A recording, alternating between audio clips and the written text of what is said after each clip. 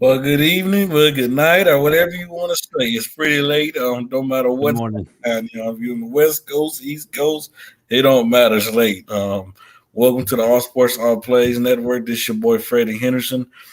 This is the All Sports All Plays post game show. I got right next to me, got Ray Cruz, and at the bottom we got Jonathan Mathis. What's going on, Jim? How you guys doing? I'm doing good. How you doing tonight? Oh, I'm good. I'm good. What's up, Jonathan? How you doing, my friend? Man, I'm doing fantastic tonight. The Lakers got a win. They got the most important win, I think, in this series so far. And they did what they needed to do. They got a win on the road. But you know what? This series is far from over. It's going to be tough moving forward. I don't think the Lakers will have an easy run in this series. It's going to be very, very exciting, Freddie. Next, I was about to introduce Jay, but I can't find where Jade have ran off to. Maybe Jay will show his face. Maybe he won't show his face. I understand, what he's going through. Hey, but if I know this, if I didn't show my face, you guys would come after me. So I want everybody on the network to go after Jay Dess for ducking this moment. But let's get right into it, gentlemen.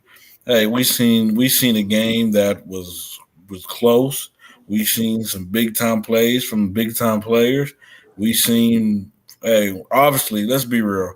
Chris Paul is obviously not healthy. That shoulder's still giving him problems because he would have been in the game a lot more than he would have, especially that second half, especially in the fourth quarter. And this might be a lot for Devin Booker to put on his shoulders if Chris Paul is not healthy. Let's just be honest. If Chris Paul's not healthy, this might be a lot for Devin Booker. But that's still no excuses because guess what?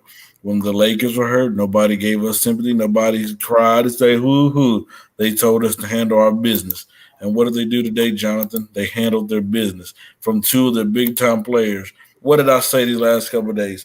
Anthony Davis had to be man going against boys. Anthony Davis had to be aggressive. Anthony Davis had to show us why he's Anthony Davis.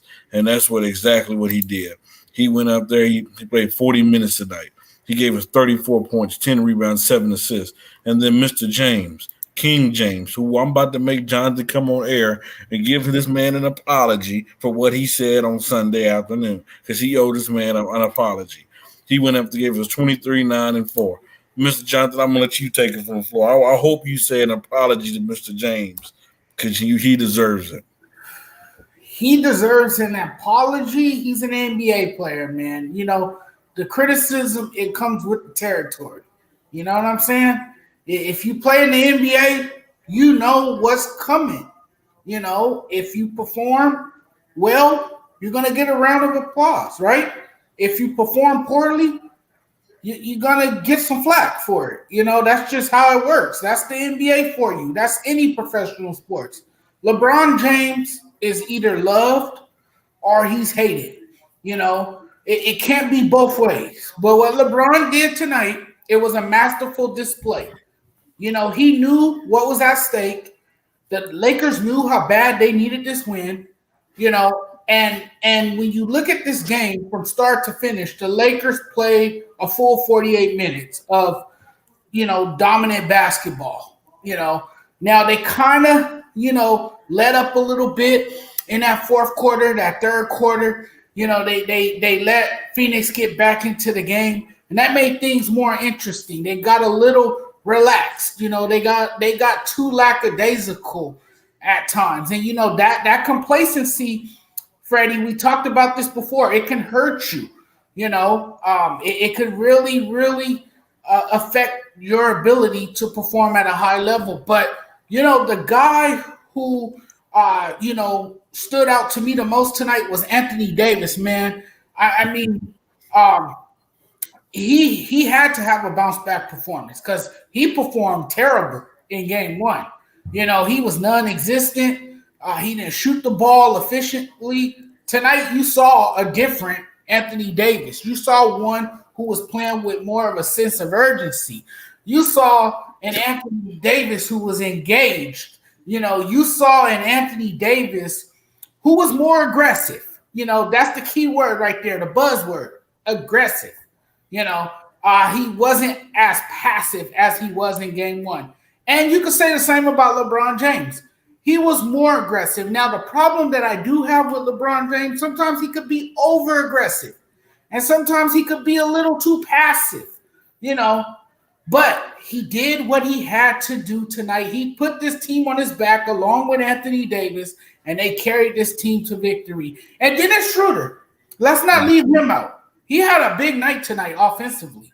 Schroeder and the big pink one, Andre Drummond. He gave us 15 and 12, but we're going to let the Lakers. We're going to let the. And you know what? You know what? Before I let you go, I think he's the one that also was a tone setter early. We're going to let the Laker, LeBron, whatever you want to say, hater, go ahead and give his input on this game. We'll let you be Jay of the show. What was your thoughts of the game, Ray? Yeah, the game was good. I mean, you got to look at it. The Lakers took charge of 30-24 in the first quarter, but then it was even played out the second, third, and fourth quarter because the scoring in the second quarter was 23-23. Lakers had won the third quarter, 26-25, and the fourth quarter was tied at 30-30 in points. So it was a good played all-around game. But see, some of the key moments in this game, though, is that, you know, both teams are getting away with a lot of fouls. But then at key moments of the game, they only pick one side of a team that they were going to call fouls on anyway. I'm going to tell you facts. I'm going to tell you facts straight out. If you watch some of that game in that fourth quarter, Phoenix Suns had a lot of fouls. You know, they didn't call a lot of fouls on the Lakers in that final period. It was all on the Phoenix Suns. And if you watch the way these NBA games are played and broadcast, you could tell what teams are going to win what games. I knew the Lakers was going to come back with a bounce-out game, Davis and James. But I'm going to tell you, my key of the game, what did I tell y'all? Who was going to be the third person? Schroeder stepped up tonight to be the third person. So you gotta find out who's going to be that third key. You know, we can go all day and say Davis and James. We know Davis and James is going to get theirs. But you got to have that key third guy. Who's going to be that key third guy every game? Is Schroeder going to be that key guy every game? We don't know. We don't know how consistent he's going to be. We don't know if, you know, who's going to be the next third guy to come up and help the Lakers out. You know, you got your main two guys. Perry had done it. You got your LeBron James, you got your Anthony Davis, two All-Stars. They're going to get their points. They're going to come back and be strong. But who's going to be that third person? That's going to be the key rest of the series. They got to have that one. They got to have a third person to score up into 20 points with them. If they don't have that, then the Lakers are going to be in trouble. I don't care who you got. Right. Well, that's the beauty about, beautiful part about the Lakers. You know, all last year, everybody said, who's going to be the third key? Is it going to be Kyle Kuzma? Kyle Kuzma, not really. But guess what? When you have two big pieces like LeBron James and Anthony Davis, it opens it up for everybody. So one night is going to be a Dennis Schroeder. One night is going to be a Kyle Kuzma. One night is going to be a Kentavious Caldwell-Pope. Wish he'd wake up sooner or later. That's why LeBron was getting on his butt today. He was saying, you need to shoot that shot. He was wide open. You need to take the shot. One night is going to be Andre Drummond. So that's one of the good things about this team, where those two is going to take attention away from certain players where they can have big nights. And we've seen that from Dennis Schroeder. So, hey, man, I'm going to change my prediction. You can call me delusional. I don't care what you say.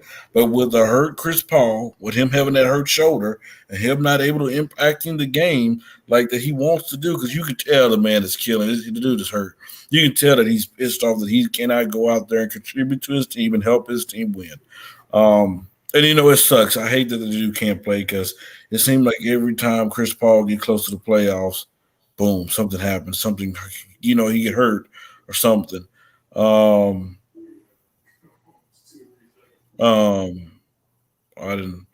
lost my focus on something. I was ready to comment. But at the end of the day, this Lakers team played really good defense as well. So you got to give credit where credit is due. No, sir. Whoever you are, we're actually covering the first game of the Lakers. We're going to talk about the first game, the Boston Celtics and the Brooklyn Nets as well. So you might hear me say KD about 50 times as well. So I'm just saying. Um, yes, Matt. Without Chris Paul, I do not see the Phoenix Suns winning. Like I said, this takes a lot for Devin Booker to put on his shoulders.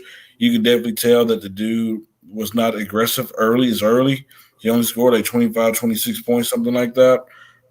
He was not as aggressive as early. Maybe game three, he would come out being more aggressive from the start. But without CP3, hey, I will say this: Phoenix Suns did have players step up. Without him, though, you had Cameron Payne come off the bench, give you 19, 7, and 3. He hit big shots in that fourth quarter. He actually hit a three to tie the game up, I believe, in the fourth quarter as well. So, Yeah. He but kept them in the game. He kept them in the game. yeah, but the question is, can Cameron Payne do that 2 times in a row? Because he's not known to be that great of a shooter. I'm gonna say this before we get to the next topic, or I'll let you guys go. I did like Frank Vogel's adjustment by bringing Marc Gasol instead of Montrezl Harrell in that second unit. Marc Gasol was able to space the floor out. He hit a timely three when we needed it, when the momentum tried to shift a little bit to the Suns side. So kudos to him. Do you guys have anything else you guys want to touch on Well, this game? not only did Marc Gasol space the floor, but I thought he brought that veteran experience too, coming off that bench. He's been there and done it in the past, so he knows, what it's like to be on that big stage. So I think that was a great move by Frank Vogel, even though I questioned it later on because I thought the offense had gotten a little out of sync, and maybe you make that rotation there and bring on another guy who can produce for you in that big moment. But you're right, Freddie. He did space the floor, and he did make it easier for guys like Anthony Davis and LeBron James to put up points. So, that was a good move by Frank Vogel. I just don't understand why Frank Vogel takes so much criticism. He's a defensive Well, coach. Frank, John, you got to realize this. And I'm probably gonna get bodied about this comment, but oh well. During LeBron James' whole career, he's always been, known as a coach killer, getting the coach fired. So anytime you coaching LeBron James, it's a lot of pressure on you.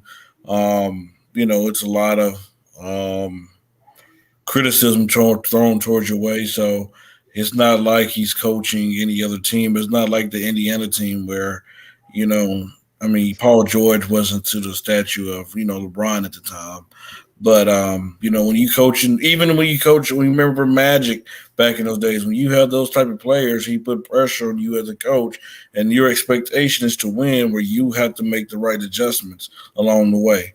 So, but Frank Vogel is a great defensive coach, but he's never really been known. I'm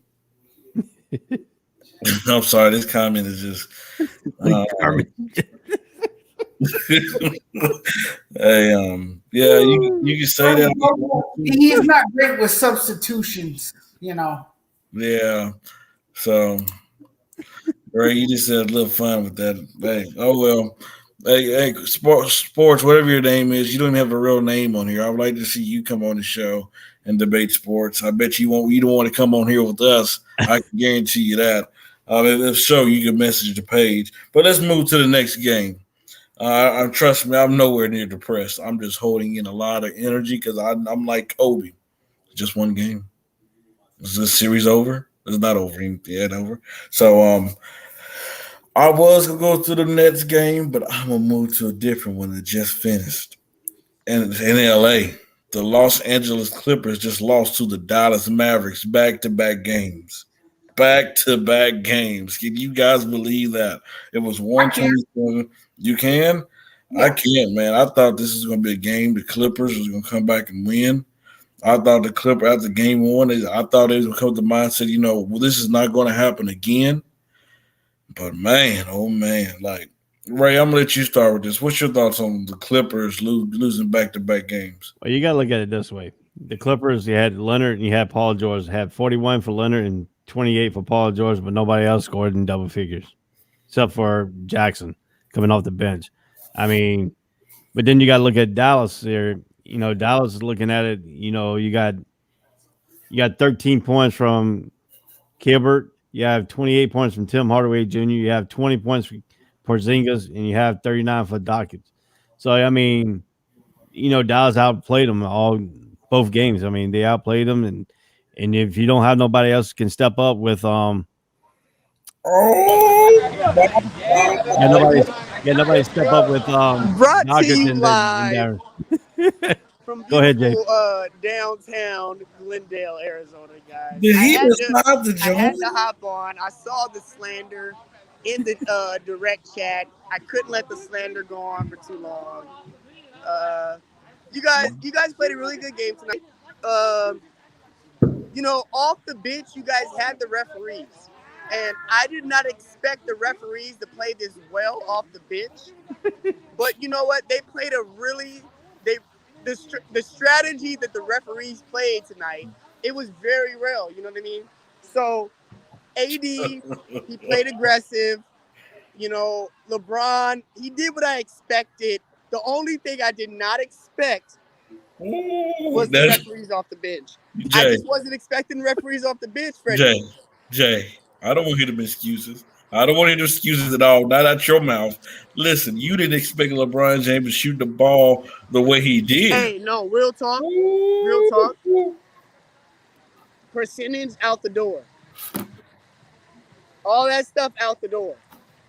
The shots that he was taking and making were shots I'd never seen him take and make.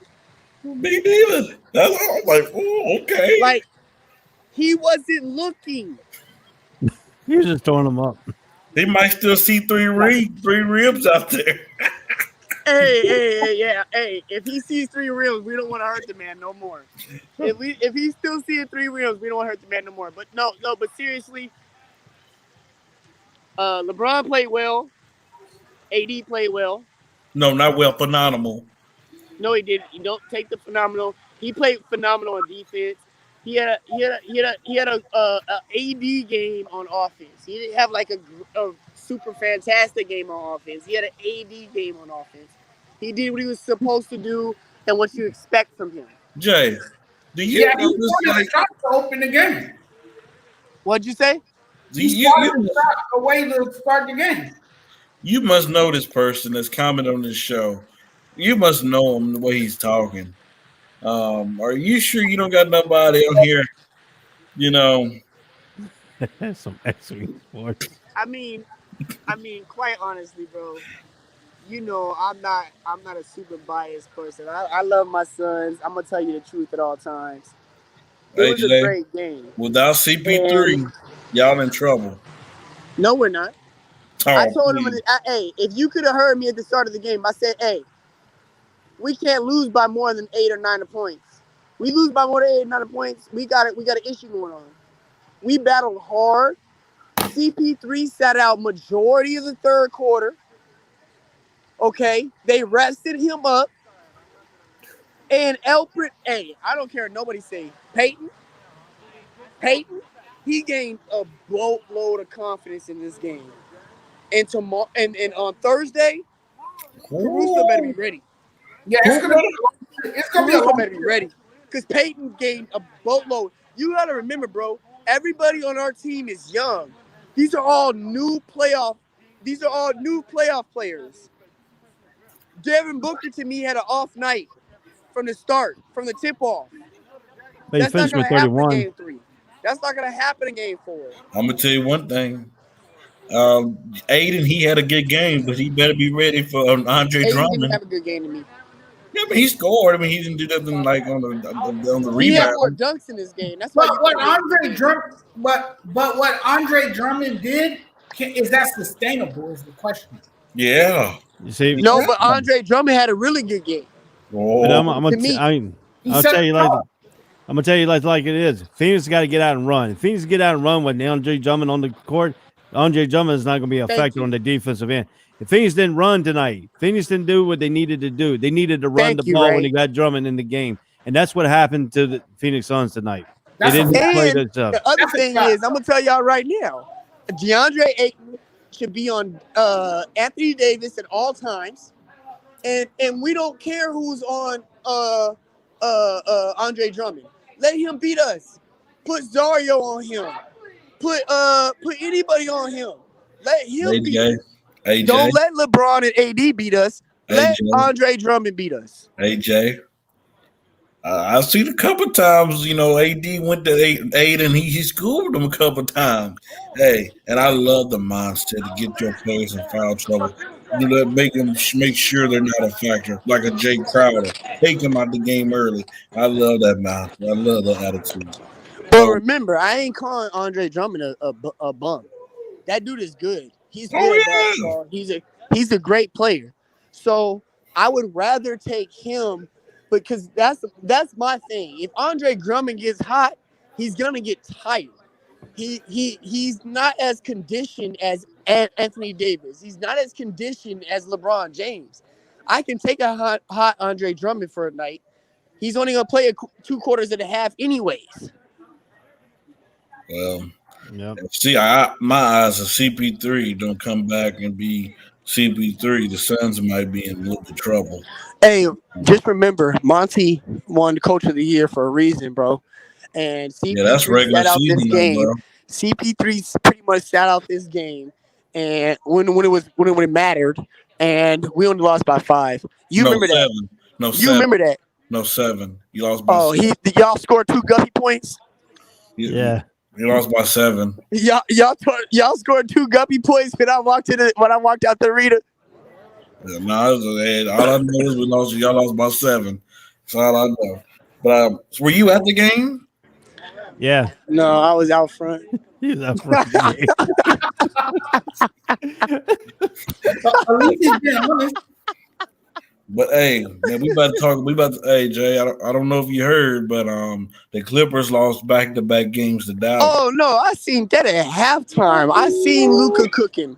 I told you, bro. I told y'all. Look, Did all that ducking. I told y'all. All that ducking and dodging, boy. You can't be showing weakness. See, you know what? Sometimes they come back to you.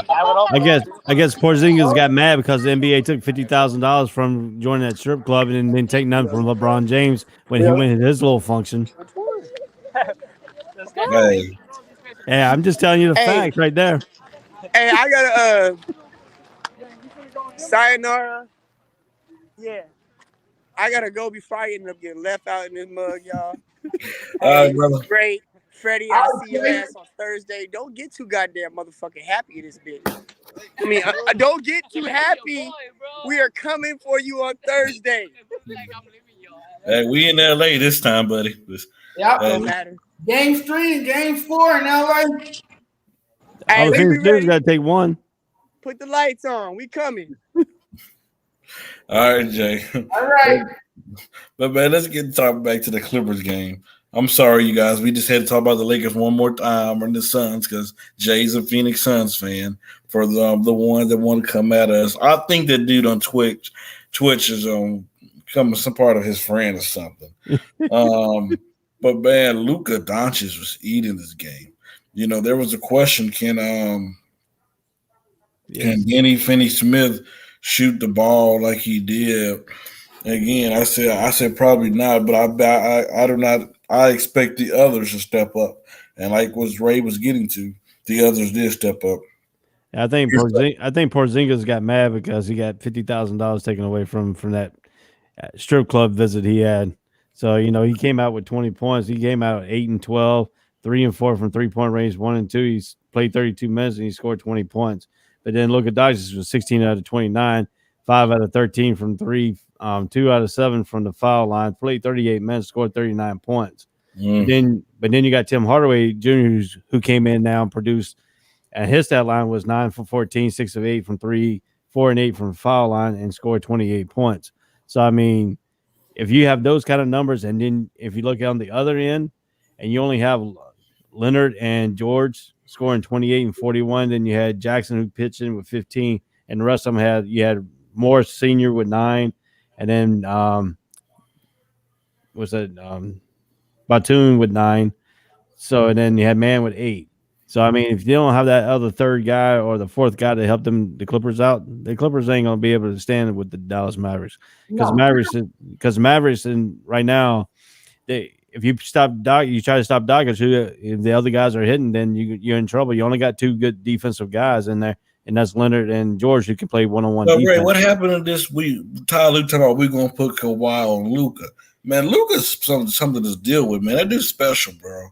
Like, Luka's not just no average player. Like, Luka, like, people don't realize this. Luka came in the game seasoned already because he played overseas against grown men. Right. So he was already built for this. Like, Jonathan, what do you think about this, man, that the Clippers going down 0-2? He's an amazing talent, man. I think Luka can honestly dominate the Clippers single-handedly. I mean, I know he has players around him, Tim Hardaway Jr. You know, you got other guys on that team that has peaked at the right time. And this Dallas Mavericks team, quite honestly, man, I think they're looking good right now. They looking like they could sweep the Clippers, honestly, because, look, the Clippers have not shown any urgency. They've shown weakness. They're choking once again in the postseason. I think they're great in the regular season, or they do enough to get by. And when the postseason comes, they fold under pressure. You know, the Clippers are not a great team in the playoffs. They're just not. And it's really stunning because they have two superstar players in Paul George and Kawhi Leonard. And you mean to tell me this team can't get over the hump in the postseason? There's a problem there. And I'm wondering if there's a lack of chemistry. I'm wondering if there's an infighting chaos or if there's something going on behind the scenes that we don't really know about, because there's no way you have two superstars on one team and you have a bunch of role players and you're losing to the Dallas Mavericks. Now, that's not me taking anything away from the Mavericks, because like we just established here, the Mavericks are a great team. You know, they're showing up at the right time, and they have just simply dominated the Clippers. And they have, you know, now the Clippers are shell-shocked. You know, they're probably stunned in disbelief themselves.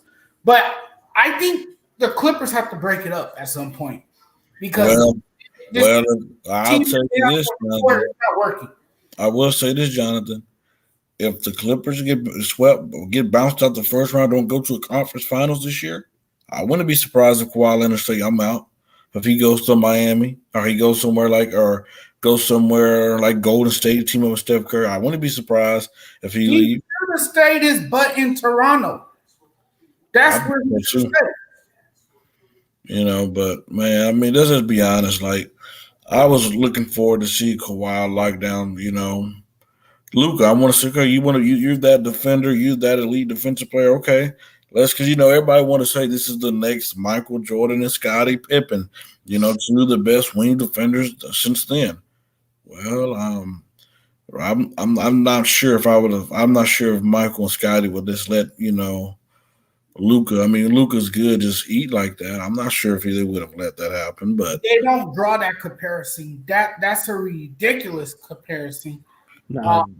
You know, obviously this team, there's something going on. I just don't know what it is, because again, at least you should win one game.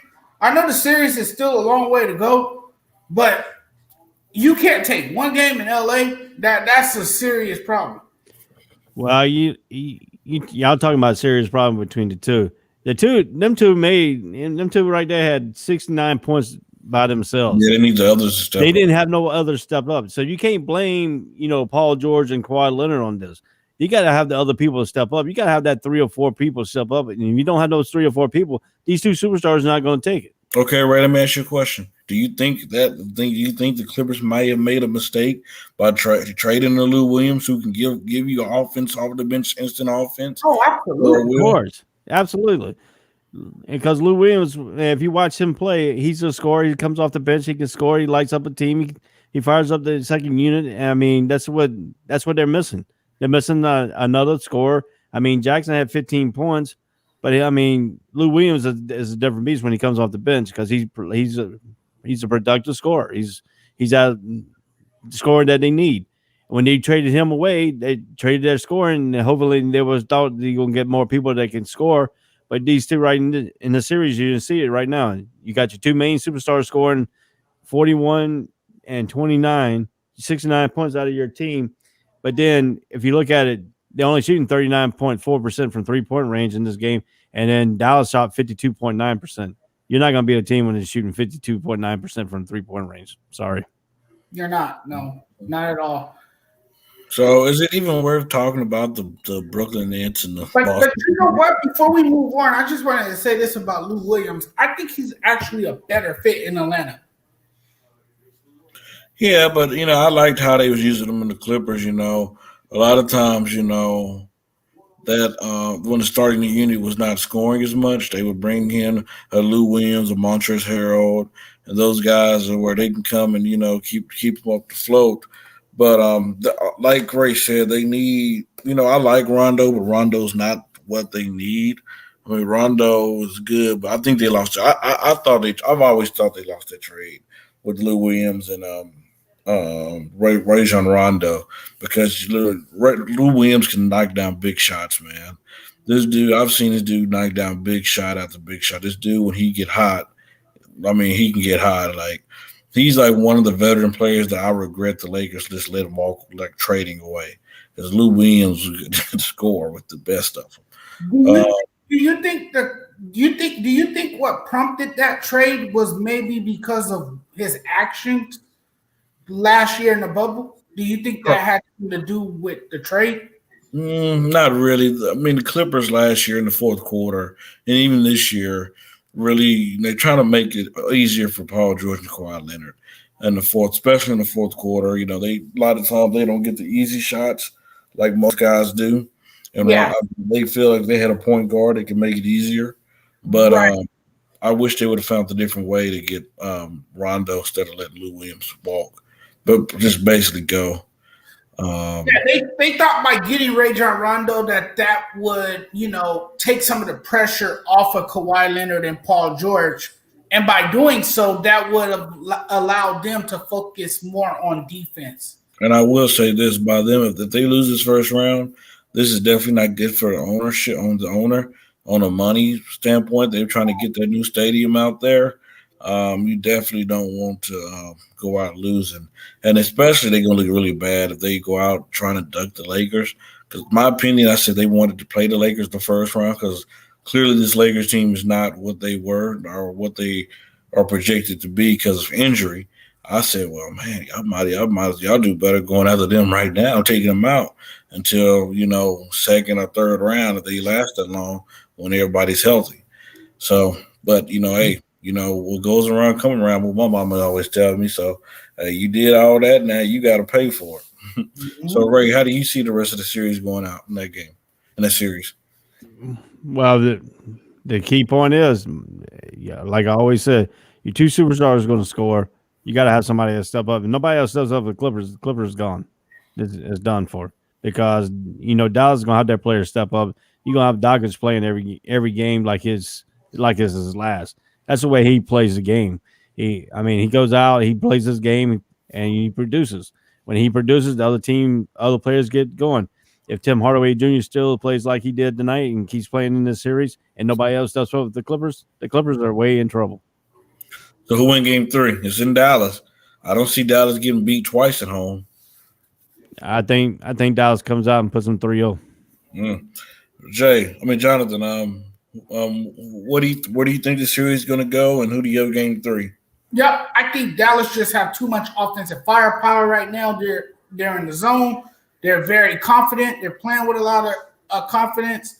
I think they take Game 3 as well. All right. Now, is it really worth talking about this Brooklyn Nets game with the Boston Celtics? I mean, this is going to be 3. I stopped watching it. I mean, if you look at that game, I'm gonna tell you, this is what you look at the best of your role players are coming up big. You got your big 3, but then you got Harris who stepped up tonight with 25 points, and Kyrie Irving had 15 points. But if you look at the minutes, Your main starters played 29. Kevin Durant played 29. Blake Griffin played 20.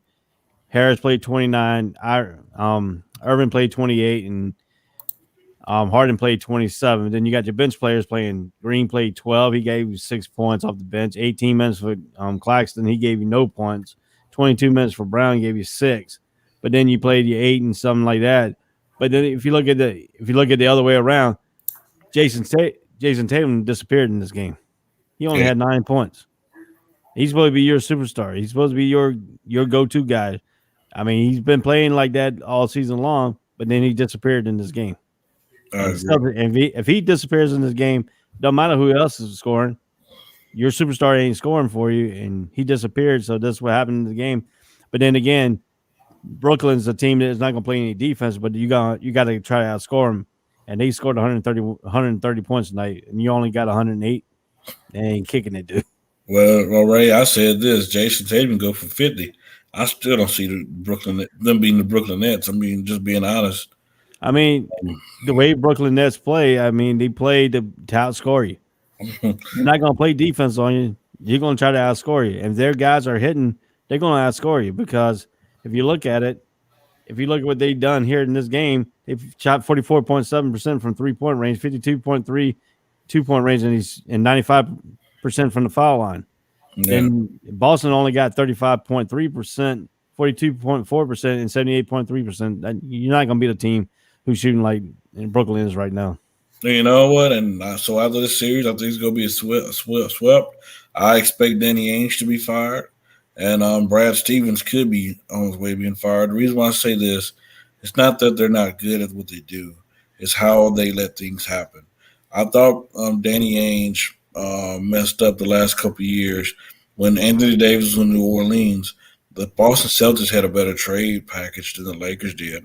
So for him not willing to take chances with all those draft picks that they have, and then this year you have James Harden available, where you could have made a trade, but you still just sat down and did nothing. Like you as a GM, you have to take risks, you have to take chances. And sometimes as a coach, you need a new voice. This is the same team that have been in the Eastern Conference Finals in the last couple of years, that have been in deep playoff runs, but cannot come over the top. And sometimes you need a different voice in the locker room. So it's going to be interesting to see what they do in the offseason, what their team look like next year. We do have to give credit to Kemba Walker. He's not as healthy as he's accustomed to be. He's still dealing with that knee problem. Because Kemba, I've always said this about Kemba. Kemba was a watered down Kyrie Irving. Like, he's a great player, but he's a watered down Kyrie Irving. You're talking somebody who can, hit the crossover, who can get in, who can attack the inside, shoot the mid range, shoot the three, But I mean, if he's not healthy, that knee's not healthy. I mean, there's no excuses because a lot of players are banged up now. And like you said, Ray, Jason Tatum has to be better. We don't expect Jason Tatum to go out there and beat this team, but we expect him to come out there and play better than what he did. You get him paid the big bucks. We need you just to step up on the big stage. So it's going to be interesting where the Boston Celtics go Game 3 and see if, they can find some kind of magic and see if they can find somebody else to help them at least get one game. I mean, that's all they should be worried about is getting one game. I don't think they can, but I don't think they can. And if you, to me, if you look at it and you look at Jason Tatum, I think that little repertoire of him being a Duke player is kind of hurting him in the NBA because how many times have you seen really a Duke player lead a team to an NBA championship? I mean, how Kyrie is the only person, and you have Cook that did it with the Lakers, but he had LeBron James help him. But when Jason Tatum is the superstar of the team, he's unfailed. They failed the team tonight. I mean, he only had 9 points and he only shot the ball 12 times, only made 3 shots. He was 1 for 3 from 3-point range and 2 for 2 from the free foul line. And you're a power, you're a small forward and you're a driver and a slasher. And you only get to the foul line 2 times. Something's wrong with you. And Ray, it's not that we wanted to beat them. We've seen Allen Iverson go against the Lakers team in 2000, 2001, and guess what? He still went out there, attacked, still got his buckets, and he at least won one game. He went with the fight, even though they was so heavily disadvantaged. I mean, I don't know. Jonathan, you want to touch on the game, or what's your thoughts on it? Well, like I said, I only watched the first half, and then after that, I just turned it off because it became so boring, and it was just pedestrian. At some point, you just said enough was enough, and the Celtics, they just was getting demoralized, and it turned into a rout. They got blown out, completely embarrassed. But I think the series is over. I think the Nets are just too strong of a team. They built a powerhouse team there. They have 3 superstars on one team, and that's not counting the role players that they have as well. Joe Harris, guys coming off the bench, contributing in a big way. So I think the series is over. I said this before to you, Freddie. The Celtics are undersized. Danny Ainge did not address, what the team really needed, which was a big man, someone who can help them in the interior. They have no size. They have a decent guard play, but Kemba Walker to me is just not that guy. For one, he can't stay healthy, and then you just never know what you're going to get out of the guy. Some days he's giving you 30 points, and other days he's giving you 15 points at the average or less than that, So, I mean, this Celtic team is done. They're going to have to revamp this team. They're going to have to figure something out to get better in the future, and build around Jason Tatum. But Jason Tatum has to take full responsibility as a leader. He needs to step up as a leader. And I just feel like he doesn't have that leadership quality. Yes, anyone could be a star in the league. Anyone can score points, especially in this day and age, in this new NBA. Anybody can score points. But can you win over that locker room? Can you take on leadership? And that's something he has not shown me. Well, Jason Tatum's not a born leader. I'm going to tell you just straight fact. When he played for Duke University, he was not a leader of that team. He comes to the NBA. He got the first round draft pick, highly picked. He's supposed to be the leader of that team. He hasn't shown leadership in that team. And, I mean, Brown was the leader of the team. When Brown went down, that's when this team went down. Yep. Hey, man, it was some great basketball today. Two of the games. The first one, the two night games was not. It did not surprise nobody. We all knew that it was going to come down the stretch. We knew it was going to be a good game. We expect some good games tomorrow here at the A7 Network. We'll cover those games as well. The post game shows, and we have Just Say the Truth. We'll cover those games during live as well. Hey man, that's all I had to say. Do you guys have anything else you guys want to add to it? No, I have my own between the two Lakers guys here, though. What did you say? I have my own between the two Laker guys.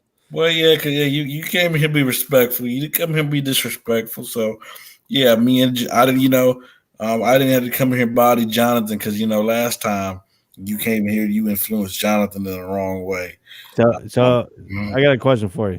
You wore all that Laker gear on Sunday, but you didn't wear no Laker gear tonight. Is that why the Lakers won? Because you didn't wear your Laker gear? No, actually, what happened is I got stuck. I went to my mom's house tonight, so I haven't had a chance to get my shirt or whatever.